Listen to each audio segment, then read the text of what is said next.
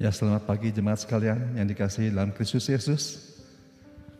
Mungkin saat ini suasana mau masuk ke suasana liburan ya.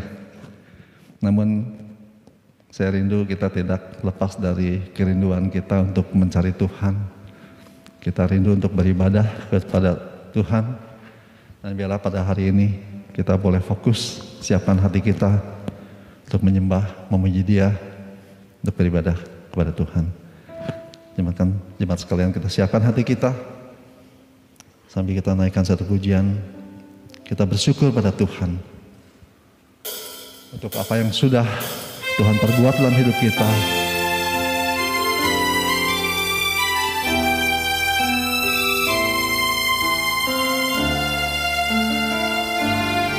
Katakan, Tuhan, sungguh ku bersyukur. Tuhan, sungguh ku bersyukur atas anugerah-Mu bagiku.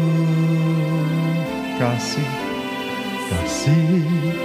dan pengorbanan-Mu di kayu salib selamatkanku. Ku bersyukur. Ku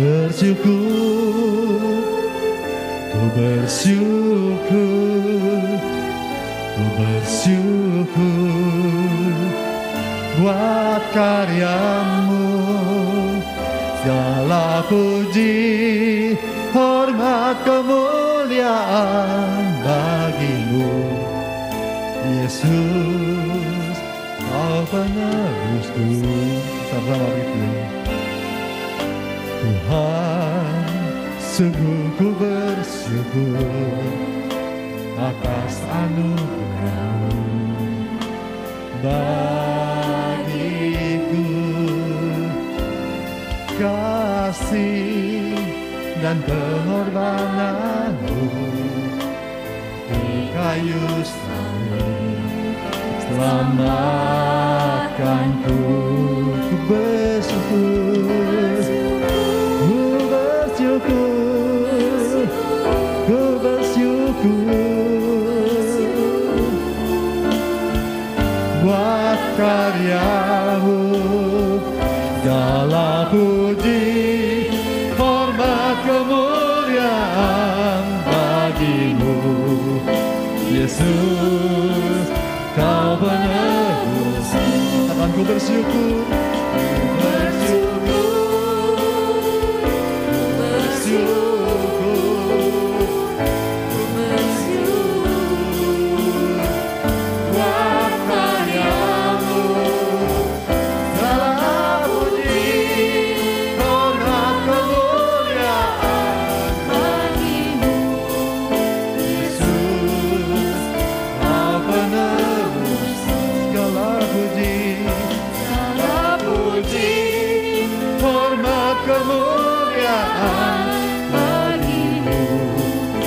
Yesus, Kau penebus. Katakan, segala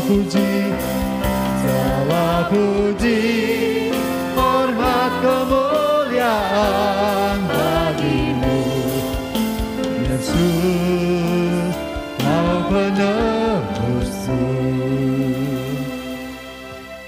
Bersyukur Tuhan untuk pagi hari ini.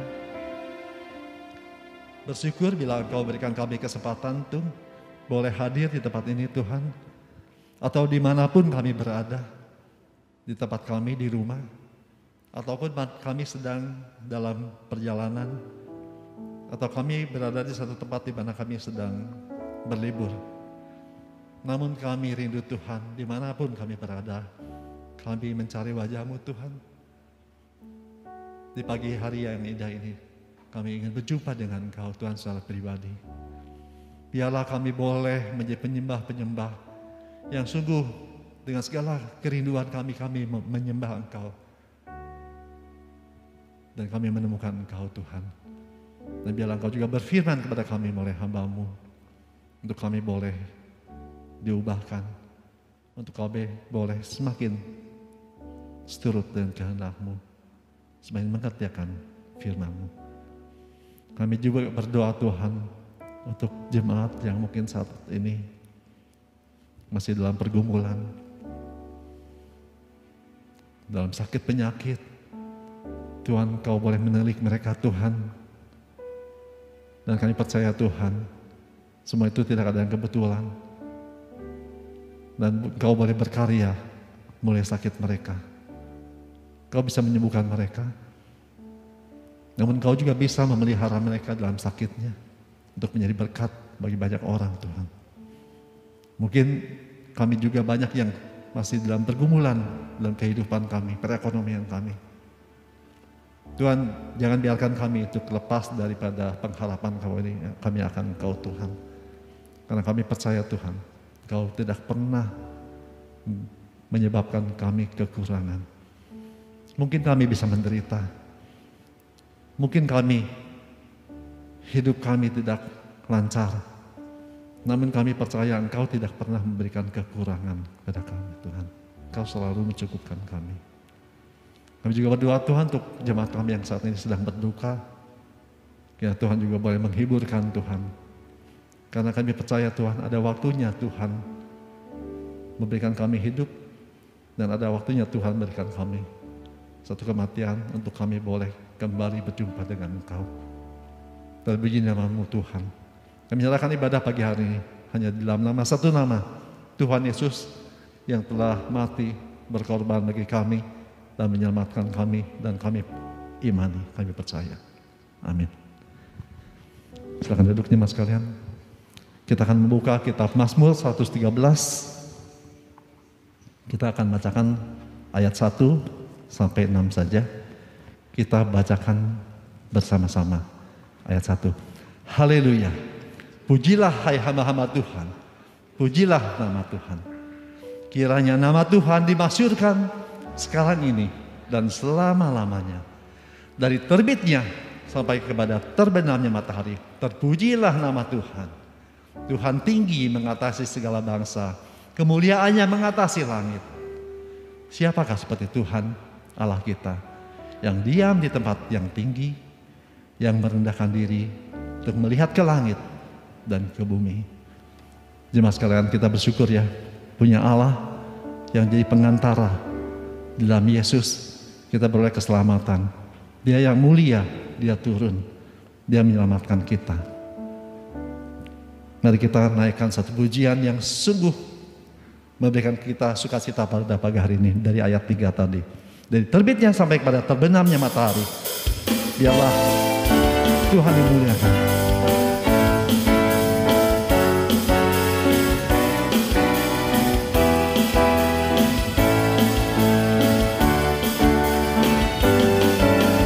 Dari terbitnya sampai kepada terbenamnya matahari, terpujilah nama Tuhan. Dari terbitnya sampai kepada terbenamnya matahari, terpujilah nama Tuhan.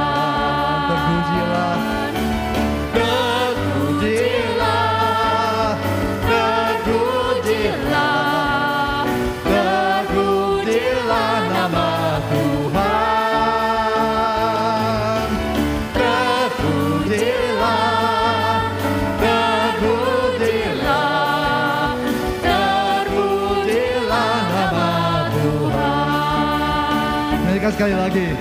Dari terbitnya sampai kepada terbenamnya matahari, terpujilah nama Tuhan. Dari terbitnya sampai kepada terbenamnya matahari, terpujilah nama Tuhan. Sama-sama bagi berdiri, katakan terpujilah.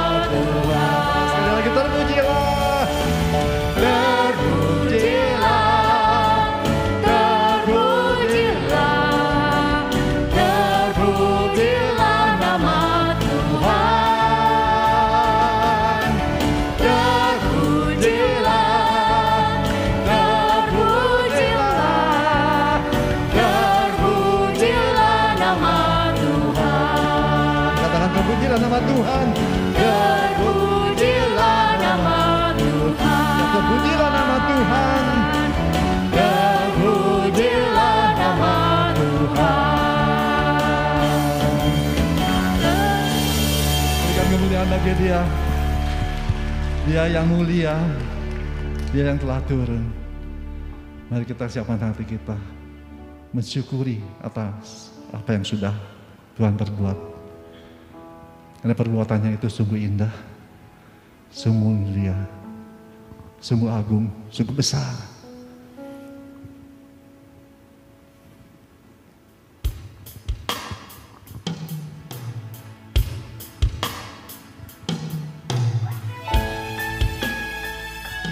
Biarlah lagu ini menjadi perenungan kita akan begitu besarnya kasih Tuhan, akan besarnya pengorbanan Dia bagi kita.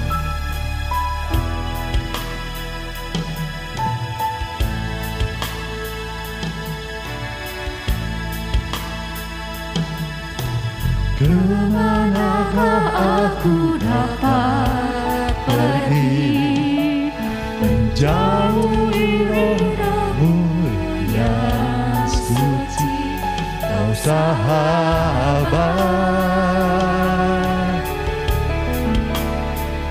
dan Kau dekat.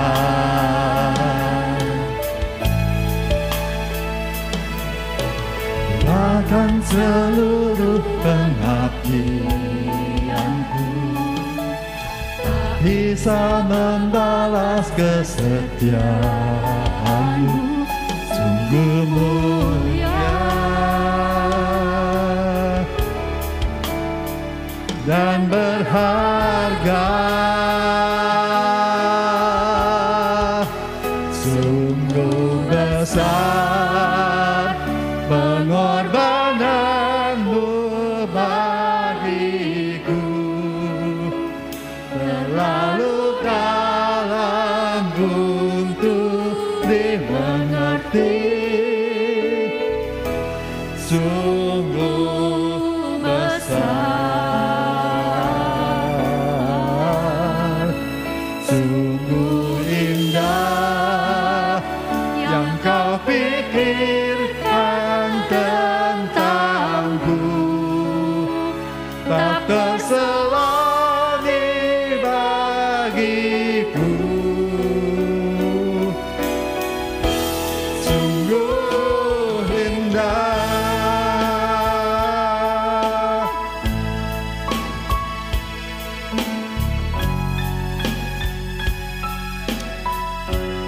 Kita nyanyikan pujian sekali lagi. kemanakah bahkan seluruh pengabdianku.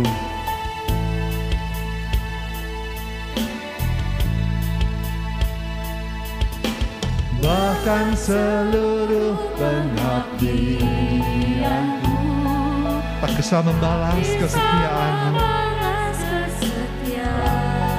Sungguh mulia, mulia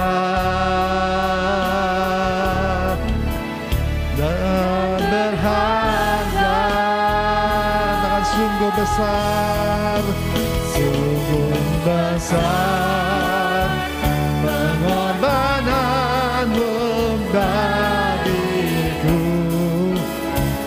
terlalu dalam benar Tuhan, perbuatanmu terlalu dalam untuk kami bisa mengerti Tuhan. Sungguh besar Tuhan, sungguh indah yang kau pikirkan tentangku, tak berselang terlalu ajaib bagi kami Tuhan. Sungguh indah, sungguh besar, pengorbananmu bagiku, terlalu dalam untuk dimengerti.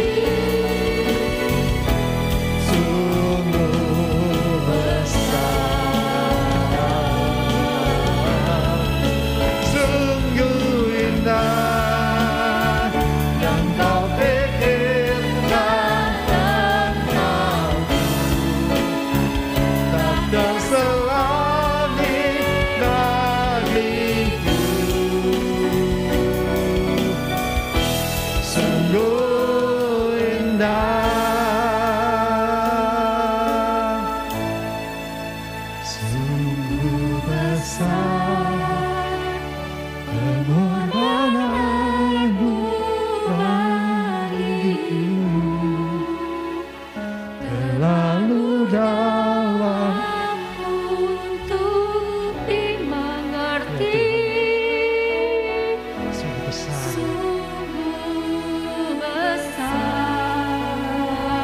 Sungguh besar kasih, sungguh indah yang kau pikirkan tentang siapakah ini kami Tuhan, tak terselang sehingga kami berharga di matamu Tuhan.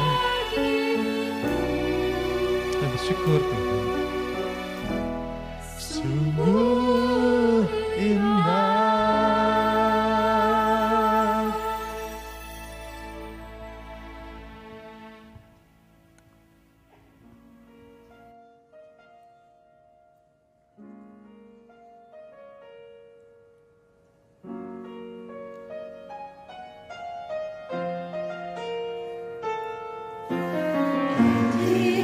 His glory, hear Him our sing, lead in love and all orders command.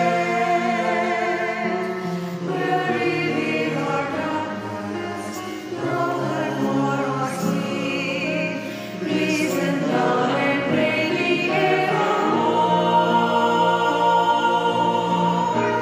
He is the Christ, the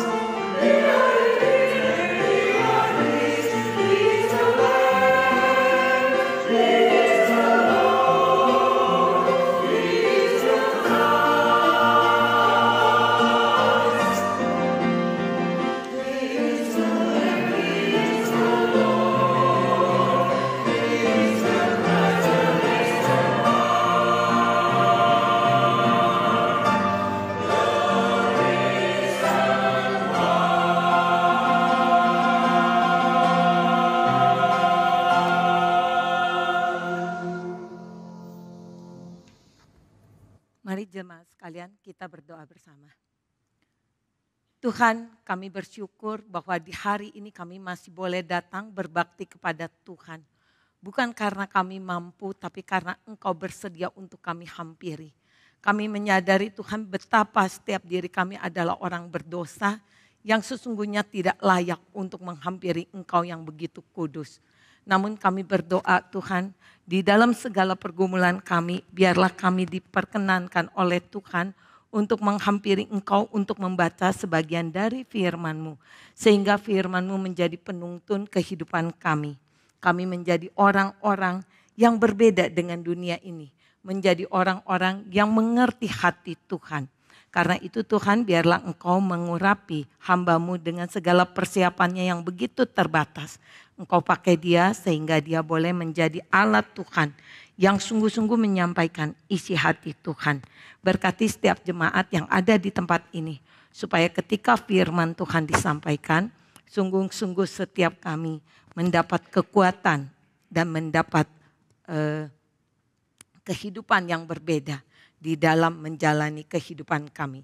Di dalam nama Tuhan Yesus, Allah dan Juru Selamat kami yang hidup, kami berdoa. Amin. Tema yang diberikan kepada saya adalah The God Greatest Gift. Dan kita akan membaca di dalam beberapa ayat yang akan menjadi tuntunan kita hari ini. Maaf, Andi enggak jalan ininya. Bisa bantu? Ya, saya akan memulai di dalam Efesus 2 ayat 8 sampai 10. Demikian firman Tuhan, sebab karena kasih karunia kamu diselamatkan oleh iman, itu bukan hasil usahamu, tetapi pemberian Allah, itu bukan hasil pekerjaanmu. Jangan ada orang yang memegahkan diri, karena kita ini buatan Allah diciptakan dalam Kristus Yesus untuk melakukan pekerjaan baik yang dipersiapkan Allah sebelumnya. Ia mau supaya kita hidup di dalamnya. Berbahagialah setiap orang yang mendengar firman Tuhan, merenungkan dan dapat melakukan di dalam kehidupannya sehari-hari. Ketika kita berbicara tentang kasih karunia Allah, kita tidak bisa melepaskan dari sosok seseorang. Seseorang yang begitu luar biasa yang kita kenal dengan namanya Yesus. Di dalam Alkitab banyak dicatat orang-orang yang hidup bersama-sama dengan Yesus, menjalani kehidupan bersama-sama dengan Yesus. Dan ada beberapa orang yang dengan jelas Alkitab mencatat. Salah satunya bernama Petrus. Ketika Petrus ditanya oleh Yesus, siapakah aku menurut engkau? Dengan jelas Petrus berkata, engkau adalah anak Allah. Sang Mesias yang dijanjikan Allah kepada manusia. Dan bersyukur sekali. Betul Petrus ketika mengucapkan hal seperti itu, Yesus berkata bahwa yang berkata itu adalah berasal dari Allah. Sesuatu kebenaran yang diucapkan oleh Petrus. Namun kita melihat Petrus yang sama adalah Petrus yang ketika Yesus disangkap di Getsemani, dia melarikan diri. Petrus yang mengucapkan engkau adalah Sang Mesias anak Allah. Adalah Petrus yang menyangkal 3 kali bahkan ketika seorang hamba perempuan yang bertanya hal itu. Petrus yang mengatakan engkau adalah Sang Mesias anak Allah adalah Petrus yang tidak hadir ketika Yesus disalib. Bukan hanya Petrus, 2 murid Yesus yang cukup dekat yang bernama Yohanes dan Yakobus. Mereka mengenal Yesus dan ketika Yesus berbicara tentang kerajaan surga, mereka berebut siapa yang akan duduk di sebelah kanan Yesus. Mereka memikirkan satu konsep kerajaan surga yang berbeda dengan yang Yesus pikirkan. Buat mereka kerajaan surga yang dijanjikan adalah kerajaan di dunia ini ketika Yesus menjadi raja dan siapa jadi orang kepercayaannya. Bukan hanya itu. Alkitab juga mencatat peristiwa 5 roti dan 2 ikan yang diikuti oleh 5.000 orang. Orang-orang yang merasakan mujizat itu terjadi. Orang-orang yang merasakan ikut makan roti yang diberkati oleh Yesus dan bisa mengenyangkan mereka. Alkitab bahkan mencatat bahwa mereka ingin membawa paksa Yesus untuk jadi raja mereka ketika perut mereka kenyang. Namun ketika keesokan harinya mereka berbondong-bondong lagi. Datang menghampiri Yesus, mendekati Yesus. Dan ketika mereka berharap ada sebuah harapan. Yaitu mereka dikasih makan lagi. Namun hari itu Yesus berkata, aku adalah roti hidup. Barang siapa yang makan tidak akan lapar lagi. Reaksi mereka menjadi satu reaksi yang berbeda. Mereka mengatakan, siapakah dia? Bukankah dia itu anak Yusuf dan Maria yang kita kenal? Masa bisa ngomong seperti itu? Dan Alkitab dengan jelas mencatat ketika menerima kekecewaan. Mereka akhirnya meninggalkan Yesus dan tidak mau menjadi pengikutnya lagi. Ternyata di dalam kehidupan kita sebagai orang percaya. Tuhan Yesus itu ada. Di dalam hati kita, pikiran kita, versi kita sendiri. Kalau Yesus bertanya hari ini kepada kita. Siapakah aku menurut kau? Siapakah aku menurut kalian? Jawaban kita itu menunjukkan hati kita ingin dia seperti itu. Hati kita berharap dia seperti itu. Mungkin sebagian dari kita berkata, oh dia itu seorang pembuat mujizat yang besar. Sebuah mujizat yang dia lakukan seperti dia menyembuhkan orang yang tercelik matanya ketika orang itu buta. Mungkin kita yang sakit sekarang lagi berdoa seperti itu. Tuhan sembuhkan aku. Jika engkau bisa mencelikkan mata orang itu. Di zaman dahulu engkau bisa lakukan sekarang. Di zaman ini. Mungkin sebagian dari kita berpikir Tuhan adalah penolongku. Ekonomi lagi susah. Usaha lagi morat-marit. Tuhan tolong aku, bantu aku. Dan ketika dia tidak melakukan. Kita mempertanyakan di manakah dia. Mungkin sebagian dari kita berkata dia adalah sang juru selamat yang akan menyelamatkan saya, menyelamatkan pernikahan saya, menyelamatkan kehidupan saya.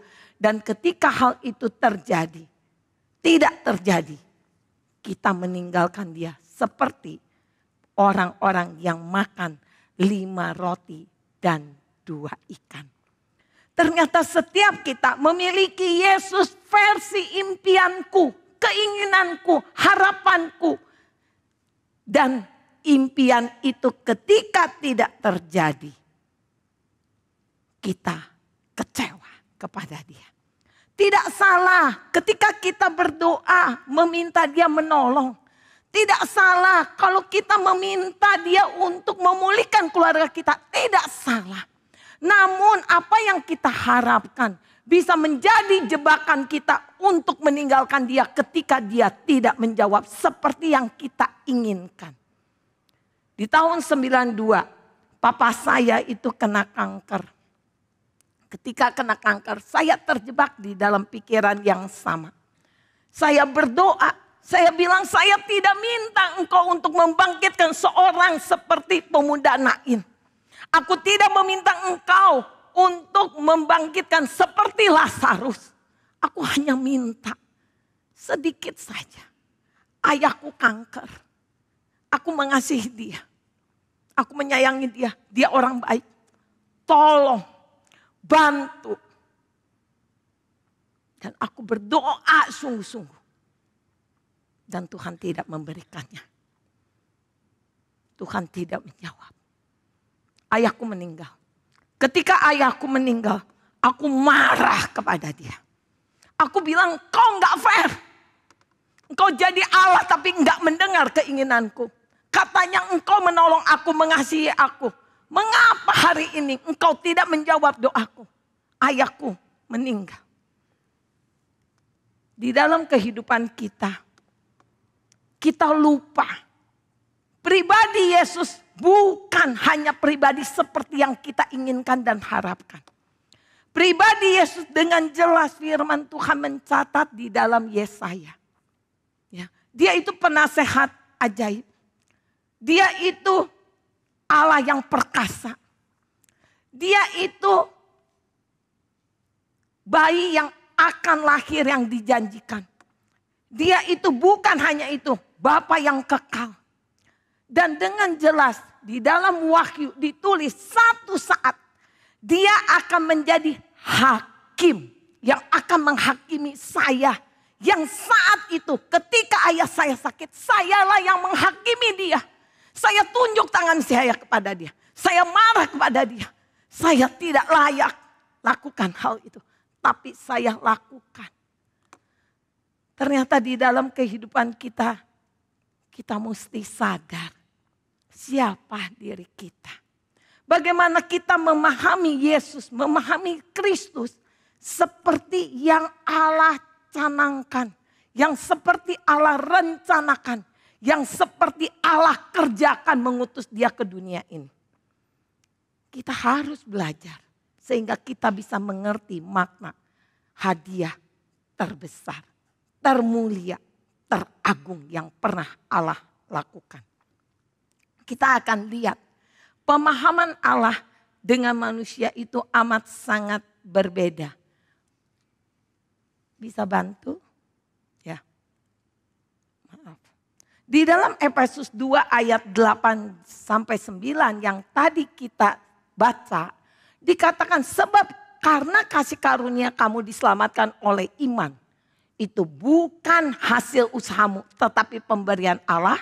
Itu bukan hasil pekerjaanmu. Jangan ada orang yang memegahkan diri. Ketika Allah memberikan kasih karunia, memberikan Kristus di dunia, hadir bagi kita. Ternyata fokus kita dengan Allah itu amat sangat berbeda.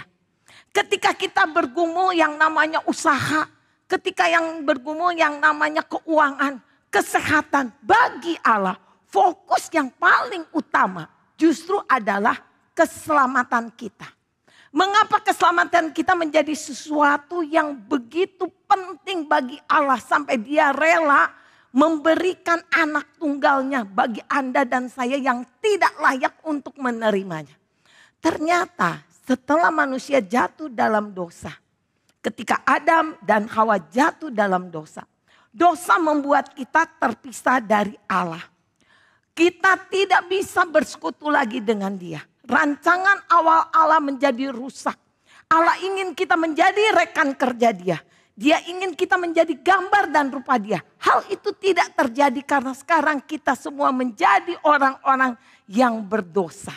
Dan ketika kita melihat akhirnya Allah mengusir Adam dan Hawa supaya mereka tidak mengambil buah kehidupan.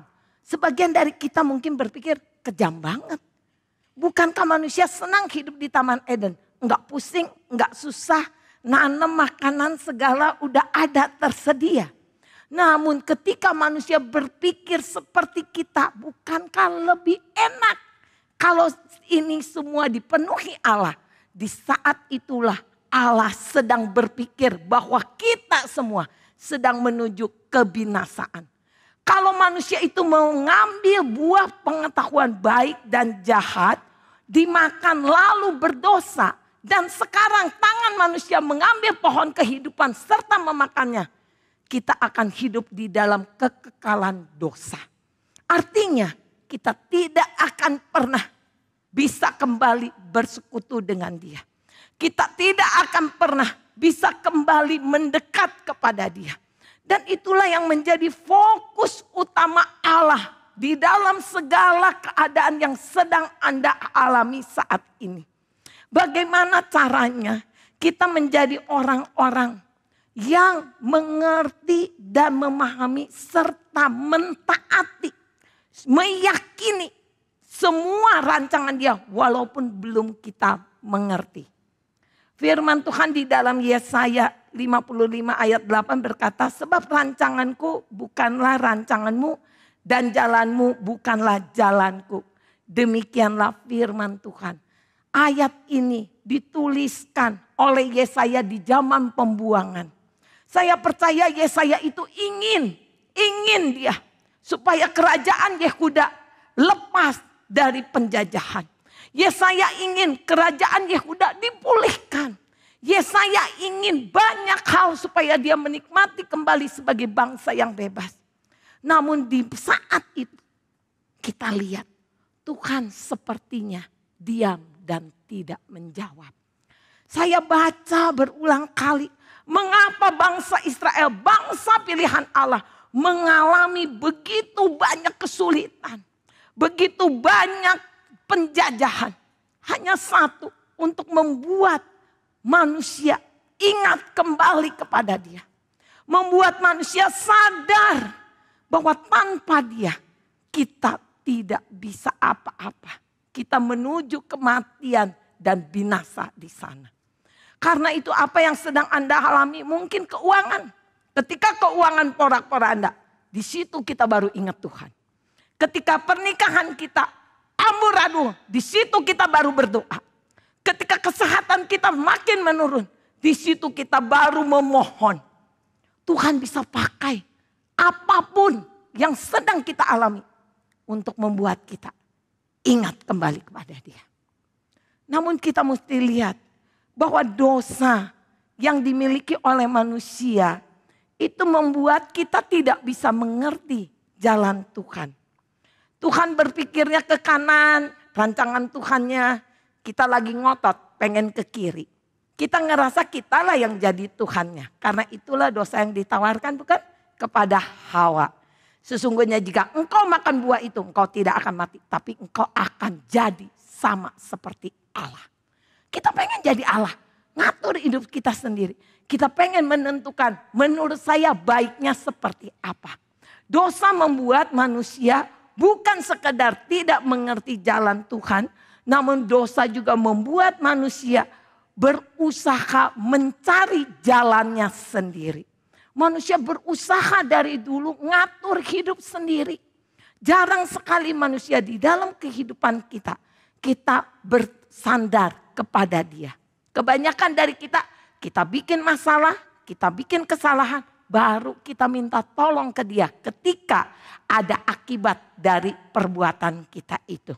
Sehingga kita mesti lihat ketika Tuhan berkata bahwa Yesus adalah Sang Juru Selamat. Hadiah terbesar, termulia yang diberikan Dia kepada kita. Karena Dia ingin kembali satu saat bersatu bersama-sama dengan Anda dan saya. Sekarang kita pikirkan siapa kita? Kita itu bukan siapa-siapa. Siapa kita? Produk rusak. Barang rusak. Enggak ada yang mau.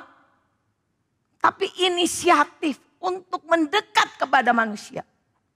Keinginan untuk bersama-sama dengan manusia yang berdosa itu. Muncul dari hati Allah. Muncul dari kerinduan Allah.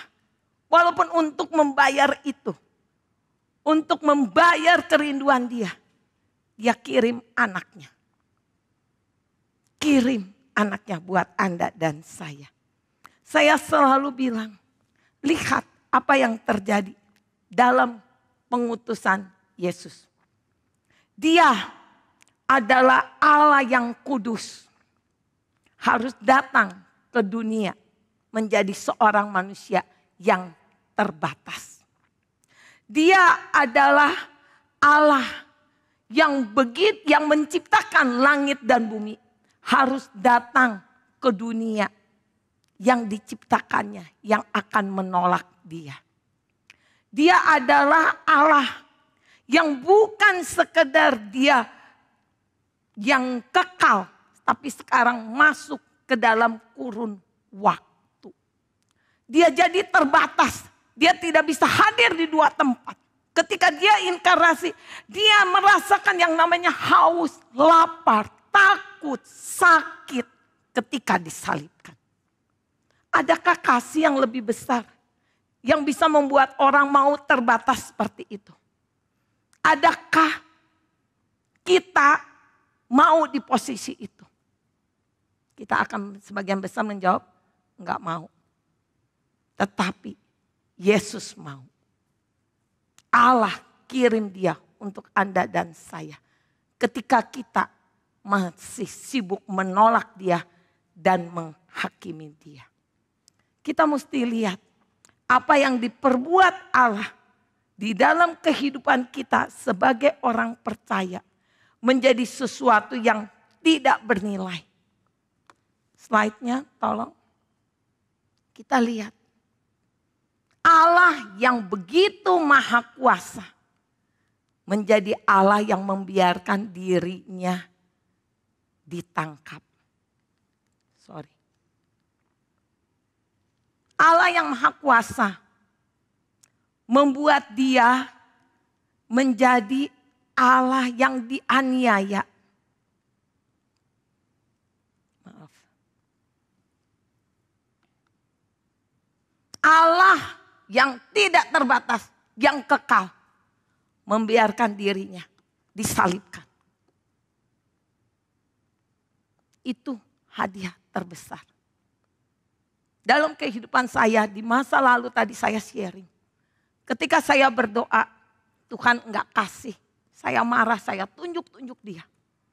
Saya kecewa, saya marah kepada dia. Enggak mau berdoa, enggak mau baca firman. Saya menghindar kehidupan saya. Badan saya ke gereja tapi hati saya sudah pergi meninggalkan dia. Namun dia Allah yang sabar. Dia selalu setia. Ketika tahun kemarin anak kami menikah bulan 10, kami berharap dan berdoa. Rasanya hampir seluruh tim persekutuan komit kami itu bantu doa.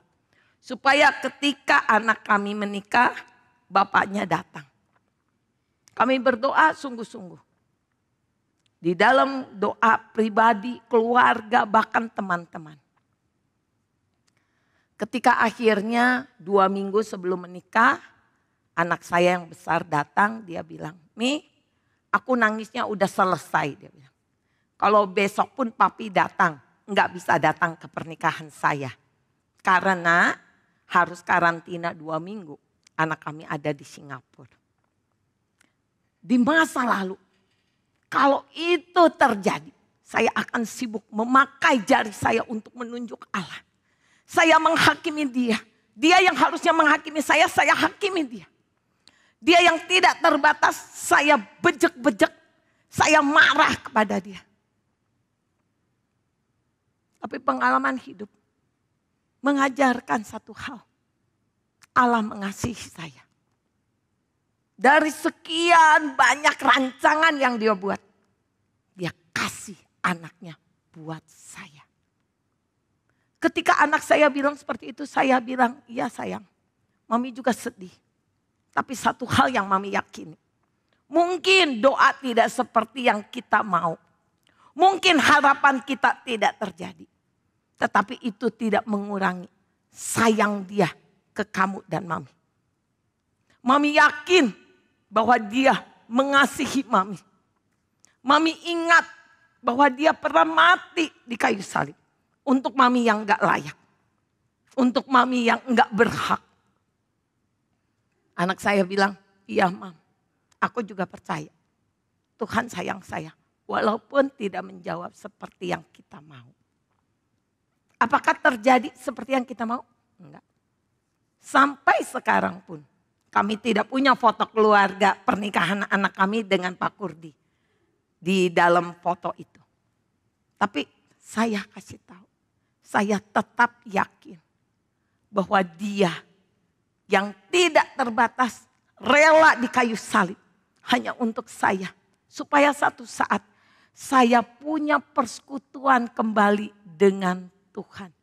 Supaya saya satu saat bisa ketemu Allah yang menciptakan saya. Untuk itu dia mati. Jadi kalau sekarang saya mengalami apapun di dalam kehidupan saya. Sekarang saya bilang, aku tetap yakin engkau mengasihi aku Tuhan. Aku yang gak layak untuk engkau kasihi. Aku yang tidak layak engkau sayangi. Aku yakin engkau tetap mengasihi aku. Kalau kita sudah pernah merasakan kasih itu. Sudah mengalami kasih itu. Apapun yang Anda sedang alami saat ini. akan membuat Anda tetap punya sebuah pengharapan karena percaya dia sudah memberikan hadiah terbesar. Lalu bagaimana respon kita sebagai orang percaya? Respon kita sebagai orang percaya dengan jelas firman Tuhan mencatat di dalam Efesus 2 ayat 10. Tolong slide-nya. Ya, demikian firman Tuhan. Karena kita ini buatan Allah, diciptakan dalam Kristus Yesus untuk melakukan pekerjaan baik yang dipersiapkan Allah sebelumnya. Ia mau supaya kita hidup di dalamnya. Bahkan di dalam 1 Yohanes dikatakan, lihatlah betapa besarnya kasih yang dikaruniakan Bapa kepada kita sehingga kita disebut anak-anak Allah. Dan memang kita adalah anak-anak Allah. Setelah kita jatuh dalam dosa, firman Tuhan mencatat kita menerima keselamatan itu. Sekarang Anda dan saya itu dikenal dengan anak-anak Allah. Kita itu harus menemukan rencana Allah di dalam kehidupan kita yang dipersiapkan Allah sebelumnya. Jadi kita itu sekarang menjadi rekan kerja Allah untuk menunjukkan kepada dunia bahwa kita adalah anak Allah yang memiliki karakter seperti anak tunggalnya, yaitu Yesus Kristus. Kita mesti ngelihat bahwa di dalam kehidupan kita itu dikatakan janganlah kamu serupa dengan dunia ini, tetapi berubahlah oleh pembaharuan budimu, sehingga engkau dapat membedakan mana kehendak Allah, apa yang baik, yang berkenan kepada Allah, dan yang sempurna. Kita itu dari awal diciptakan sebagai orang yang mewakili gambar Allah. Kita diciptakan menjadi gambar Allah. Ketika kita diciptakan serupa segambar Dia, sekaranglah waktunya Anda dan saya kembali kepada rancangan awal, yaitu serupa segambar dengan Dia. Di awal penciptaan, manusia diciptakan serupa segambar dengan Allah. Manusia jatuh dalam dosa, manusia ditebus, diciptakan menjadi ciptaan yang baru melalui Kristus. Sekarang kita dipanggil untuk menjadi serupa segambar Kristus. Bagaimana kita harus menyikapi serupa dengan Yesus? Sebagian dari kita mungkin berkata, ya Yesus mah Tuhan, dah gua mah orang. Betul. Yesus manusia dan Allah seutuhnya dan Dia adalah Allah kita. Namun lihat di dalam pelayanan Dia melakukan, Dia inkarnasi 33,5 tahun. 3,5 tahun Dia hidup dengan memuridkan sekelompok orang. Dan murid-murid inilah yang diajar oleh Dia untuk melakukan apa yang Dia lakukan. Dia mencontohkan untuk ditiru. Dan Dia memanggil saat ini Anda dan saya untuk meniru apa yang Dia lakukan. Seringkali dalam kehidupan Yesus kita melihat begitu banyak peristiwa-peristiwa yang kita lihat satu persatu. Tolong. Yang Dia lakukan. Saya sering lihat di dalam firman Tuhan dan ketika saya membaca satu demi satu, saya menemukan begitu banyak hal yang Dia lakukan yang bisa kita contoh. Hatinya penuh belas kasihan. Hatinya penuh kasih.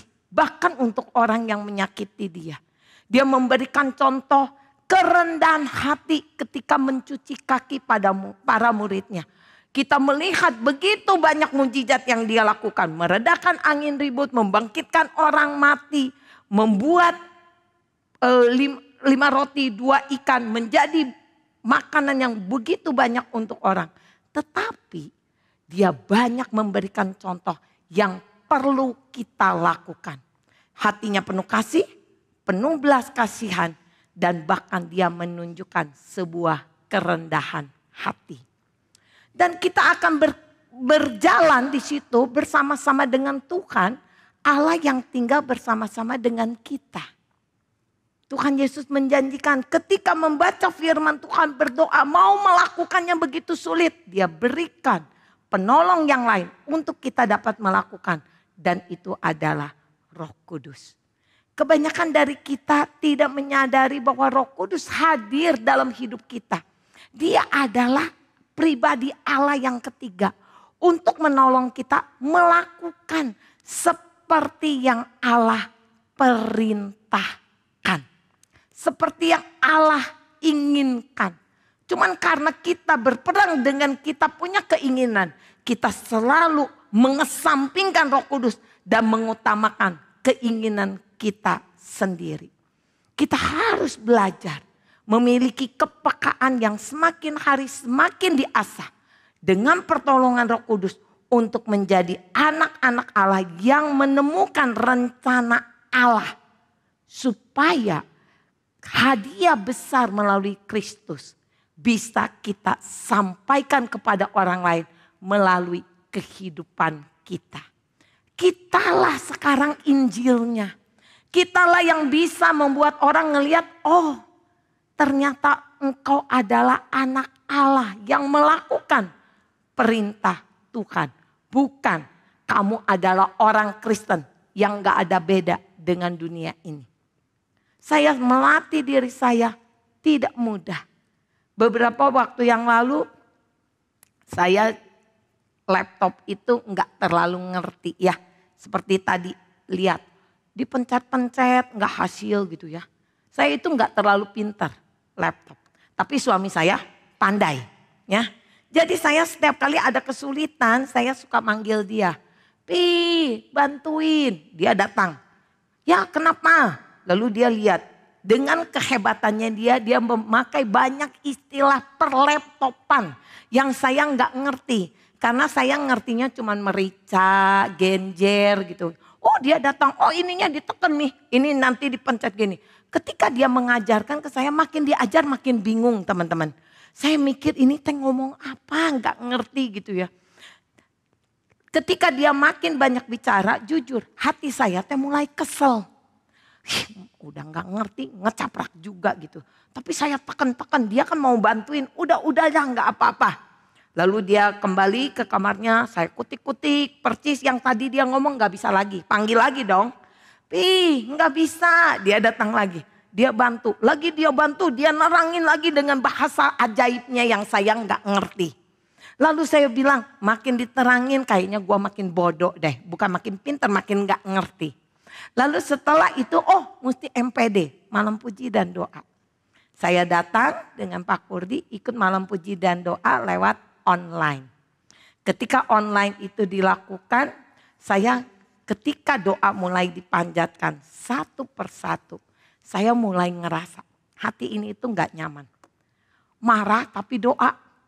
Tadi marah tapi mulut ngecaprak Tuhan gitu ya.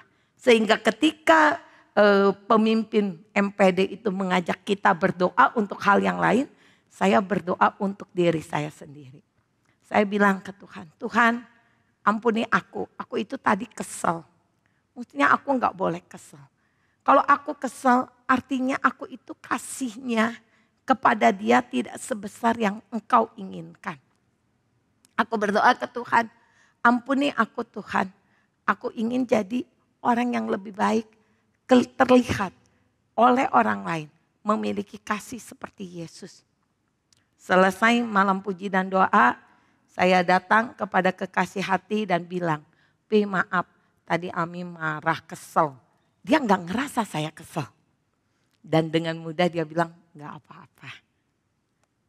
Kemarin kejadian lagi ini laptop.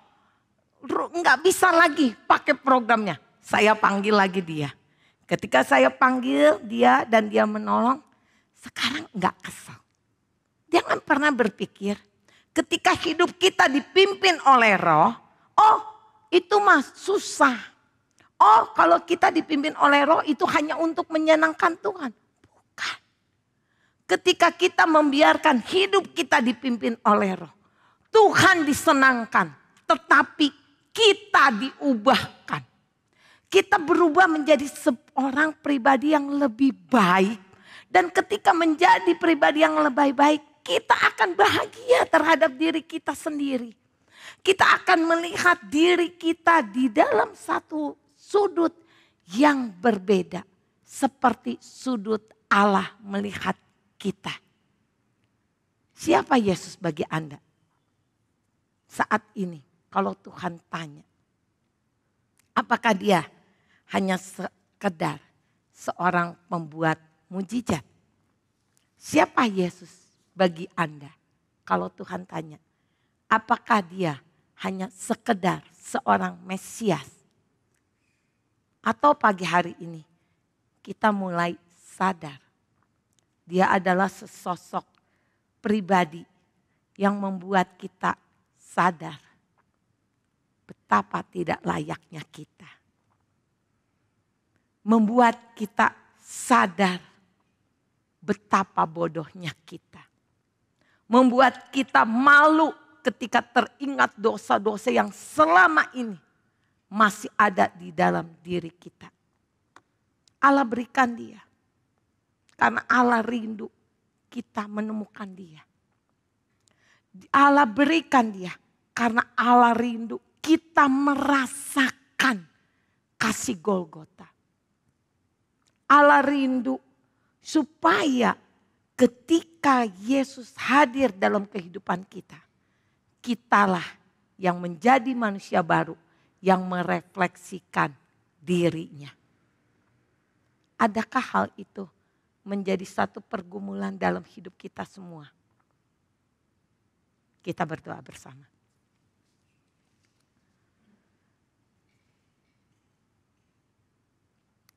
Bapa, ketika kami menundukkan kepala kami,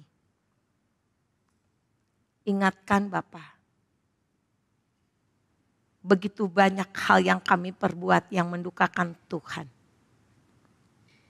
Ingatkan kami Tuhan, betapa tidak layak kami menerima hadiah terbesar, hadiah termulia. Ingatkan kami Tuhan, jika hati kami selama ini sudah meninggalkan Engkau, ketika kami berharap sesuatu dan Engkau tidak kabulkan. Mungkin sebagian besar di antara kami sudah menjadi orang-orang yang duduk datang ke gereja. Namun hati kami sudah lama meninggalkan Engkau. Sudah lupa akan kasih yang begitu besar. Sudah lupa rasanya Yesus mati untuk kami. Sudah lupa bahwa kami pernah mengalami penebusan. Sebagian dari kami mungkin masih hidup di dalam keberdosaan yang jauh kami cintai daripada yang mestinya kami hancurkan, kami salibkan bersama-sama Yesus di salibnya. Mungkin sebagian dari kami masih memiliki dosa yang kami pelihara karena kami cintai dosa itu.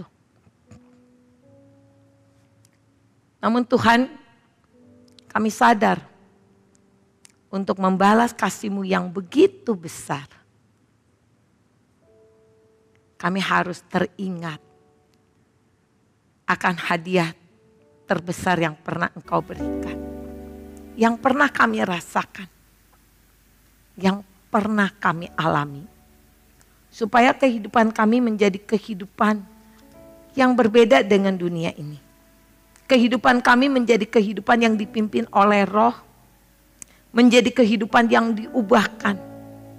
Menjadi kehidupan yang berkarakter seperti Kristus yang menjadi teladan hidup kami.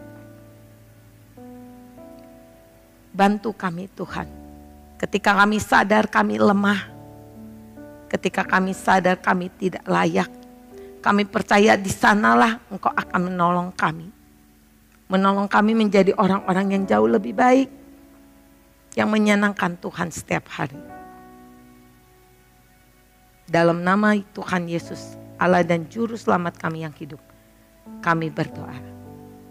Amin.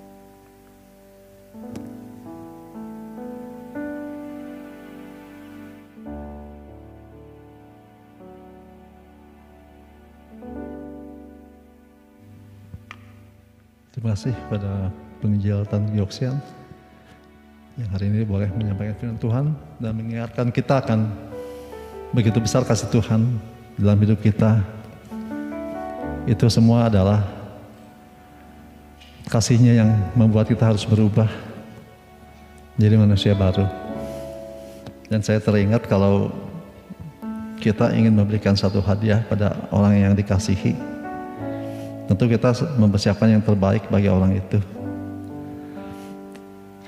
Teman-teman bayangkan kalau kita memberikan sesuatu yang terbaik bagi orang yang dikasihi, terus orangnya biasa-biasa aja gitu, tidak berubah. Kebayang ya, Tuhan udah kasih anaknya, ingin nyelamatin kita cuek-cuek aja sih. Sia-sia. Mudah-mudahan kita tidak menyia-nyiakan anugerah yang begitu besar. Jemaat sekalian, mari kita sama-sama bangkit berdiri. Kita dengan iman yang sama dalam Yesus, kita mengikrarkan pengakuan iman rasuli. Aku percaya kepada Allah, Bapa yang Maha Kuasa, Khalik langit dan bumi, dan kepada Yesus Kristus, anak yang tunggal Tuhan kita, yang dikandung dari Roh Kudus, lahir dari anak darah Maria, yang bersengsara di bawah pemerintahan Pontius Pilatus, disalibkan, mati dan dikuburkan, turun ke dalam kerajaan maut, pada hari yang ketiga bangkit pula dari antara orang mati, naik ke surga, duduk ke sebelah kanan Allah, Bapa yang Maha Kuasa, dan dari sana Ia akan datang untuk menghakimi orang yang hidup dan yang mati. Aku percaya pada Roh Kudus, Gereja yang kudus dan am, persekutuan orang kudus, pengampunan dosa, kebangkitan orang mati, dan hidup yang kekal. Amin. Silakan duduk.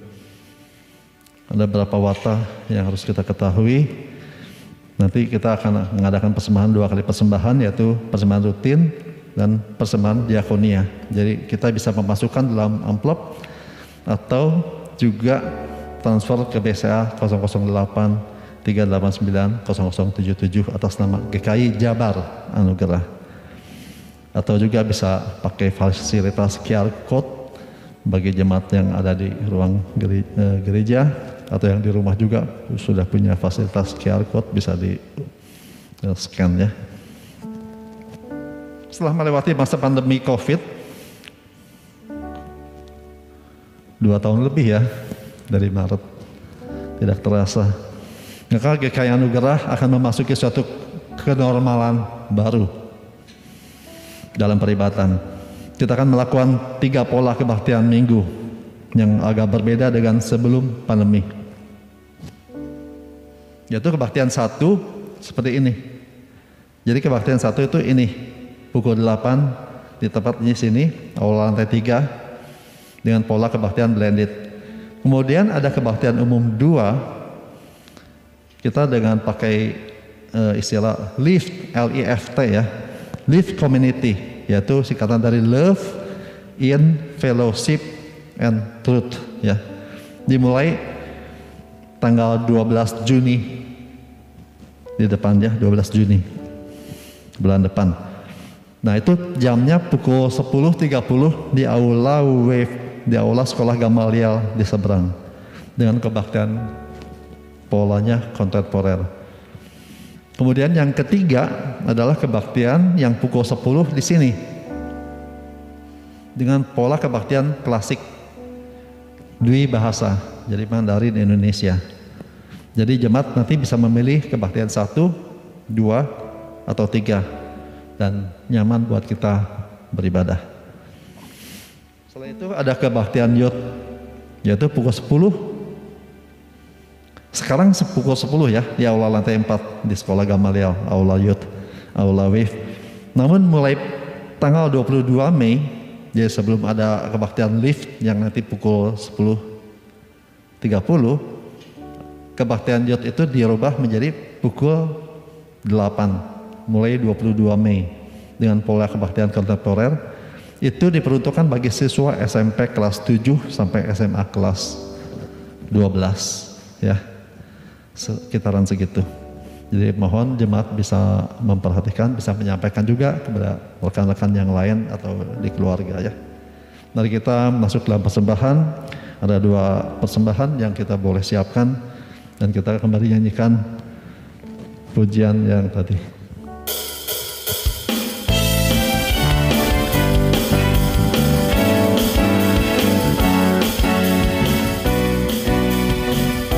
Dari terbitnya sampai kepada terbenamnya matahari, terpujilah nama Tuhan. Dari terbitnya sampai kepada terbenamnya matahari, terpujilah nama Tuhan. Dari terbitnya sampai kepada terbenamnya matahari,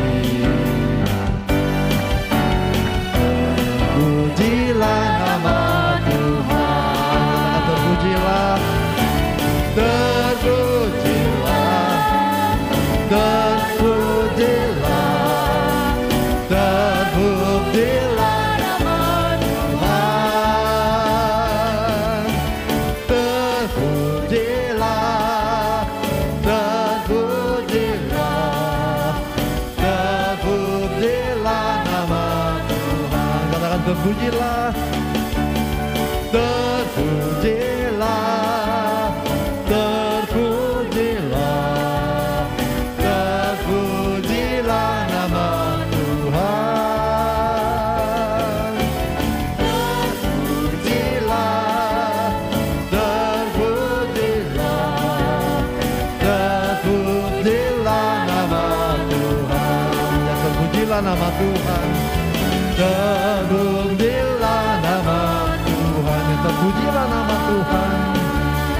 Terpujilah nama Tuhan.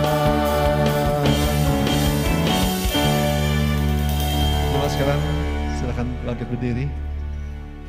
Kita naikkan doksologi seperti yang sudah dikatakan bahwa anak domba Allah yang sudah disembelih itu yang menyelamatkan kita. Mari kita naikkan, muliakan Dia, tinggikan Dia. Segala kemuliaan hanya bagi Dia.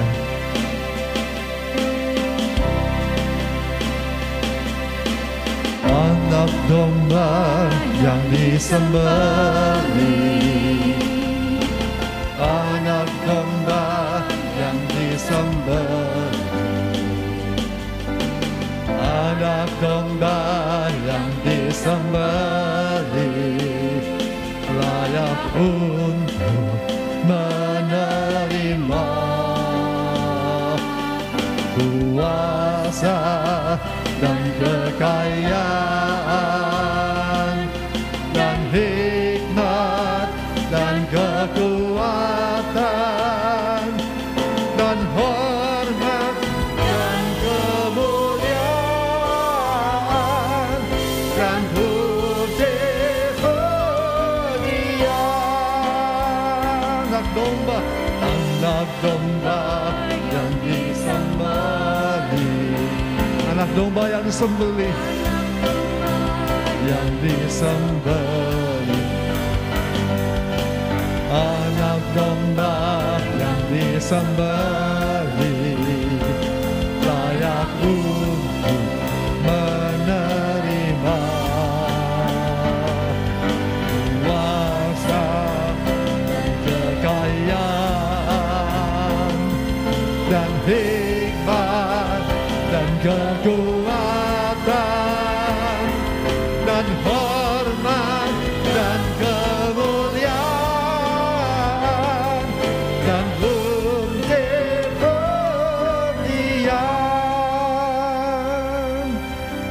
Doa persembahan dan doa berkat pada Kemaskan arahkanlah hatimu kepada Tuhan. Kemaskan arahkanlah hatimu kepada Tuhan dan terimalah berkat-Nya. Tuhan memberkati engkau dan melindungi engkau. Tuhan menyinari engkau dengan wajah-Nya dan memberi engkau kasih karunia. Tuhan menghadapkan wajah-Nya kepadamu dan memberi engkau damai sejahtera. Amin.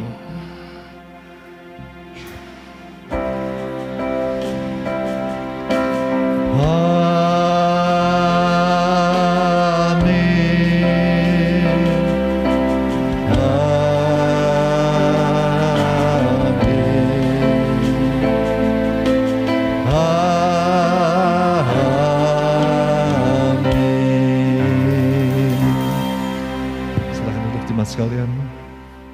ibadah sampai di sini. Tuhan berkati doa teduh.